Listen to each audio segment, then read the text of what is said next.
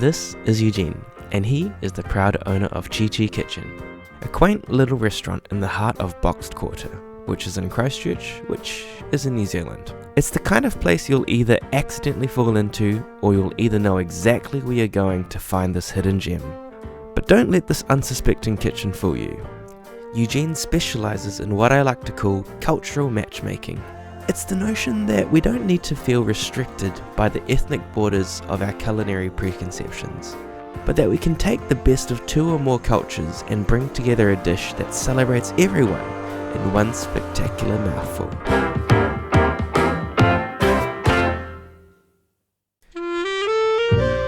So, Eugene, tell me where this recipe came from. What's your inspiration? First time I tried green curry was at the Thai restaurant, of course. It just blew me away. And I just keep remembering that flavor. So why don't I try make a pasta dish out of green curry? I tried it, no, wasn't good.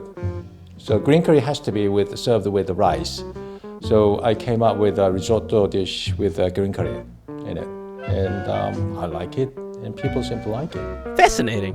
I would imagine mixing Southeast Asian flavors on the basis of Italian cooking techniques would be quite strange for some. How do you explain the premise of combining green curry and risotto to your ethnically diverse range of diners? Two different opinions. First, when I serve green curry dishes to Asian people, they love it. But European people, they order the dish out of curiosity. And some people like it, just love it. And it's very hard to adjust level of spiciness to European people. So we always ask them how spicy you want the dish to be. And they say medium. There's two different standards, Asian medium and European medium is different. So out of a scale of 10, we always ask in a scale of 10, 5, 6, 7, okay.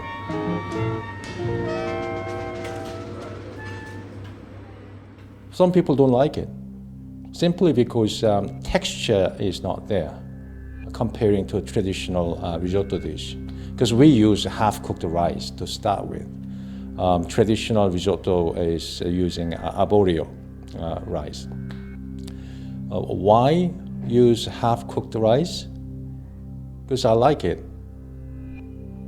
I know it's a funny answer, but if I'm not happy with my dish, I can't serve. Even though it's like a Michelin three-star, copycat, I can't serve if I'm not happy with it. But I'm happy with my risotto dish, that's what I'm serving it. I can't please everybody. If I have 100 people here, maybe 50 people like it, 50 people don't like it. Well, I can't help. Everything is in the menu. If you like it, please order. If you don't like it, don't order.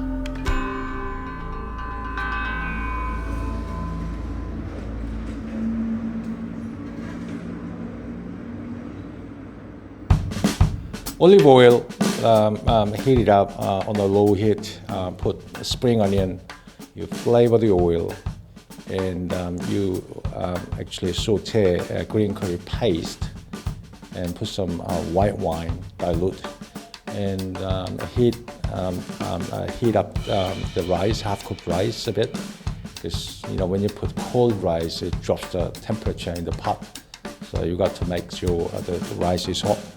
You put the rice and you mix them together, and the white wine, and you cook it, flavor the rice, and you put coconut cream and Parmesan Reggiano cheese, flavor it, and you cook it slowly, and you serve it. As simple as that.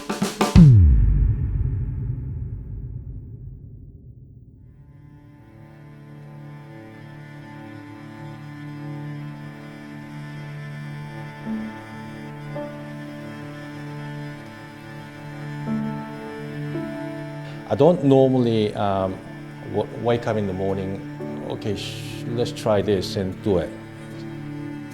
My background is engineering, I should say. So there's a hibernation period.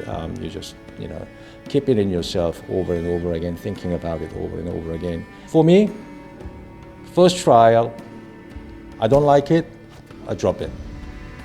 First trial, I like it, okay, stays on.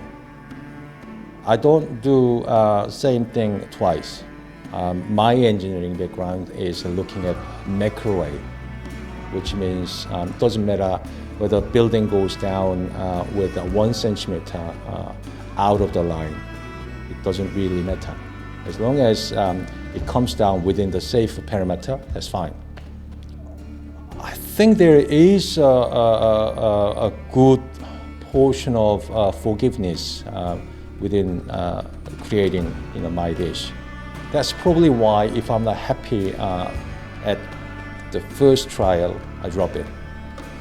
I have given so much freedom designing this dish in my mind, and if I failed on the result, that means this is not going to work within my ability.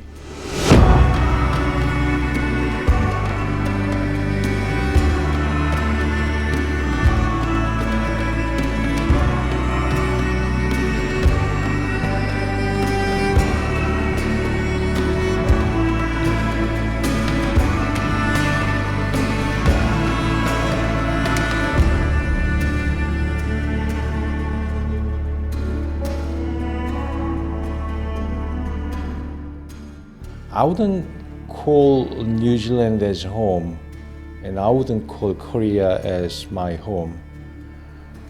Home is where your heart is, home is where your family is, home is where you enjoy your life. So if I move to Croatia and I'm happy there, that's my home.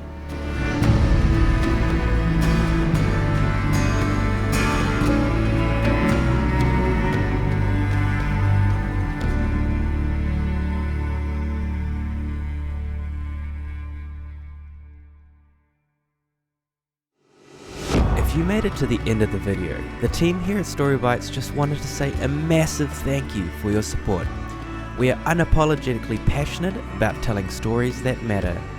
And so if that sounds like something you could get amongst, we want you to join the narrative by subscribing today for our weekly stories. Thank you again, and we'll see you soon.